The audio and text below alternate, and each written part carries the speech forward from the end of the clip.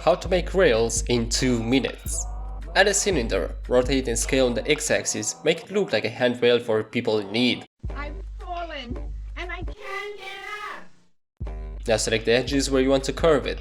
Select the spin tool in edit mode. The spin will follow the 3D cursor. In order to move it, press shift and right click and the 3D cursor will move to where your cursor is in 3D space. So make sure it's roughly aligned with the base of the vertices to avoid distortions like this. You can change the spin axis in the top menu. Just drag the wheel down and spin in whatever direction you want. When you're done, just extrude down.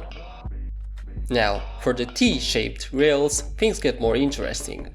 Add 2 loop cuts with Ctrl R and bring them closer together. Press Alt Z to make everything transparent and select half of the edges like this. Then press Ctrl Shift Alt S, all at the same time, and type in 1 or -1, depending on what side you're choosing. The curve should look like this. Do the same thing for the other side. Now bring them closer together and merge the top vertices. Turn on auto merge for that. Now just go into face selection mode and delete the faces that are between the 2 edge loops. Select those edges and just extrude them down.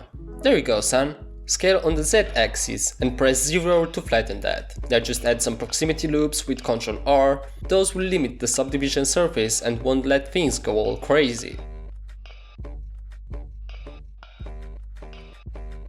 Now, one last thing, let's make a deal. Check out my channel. If I haven't posted anything in more than 1 week, then you're allowed to call me a fucking slurpy cunt in the comments. But if I have posted something recently, then you have to subscribe. Otherwise, I'm going to track you down. I'm gonna find you, I'm gonna take your phone or a computer or whatever the fuck you use and press subscribe.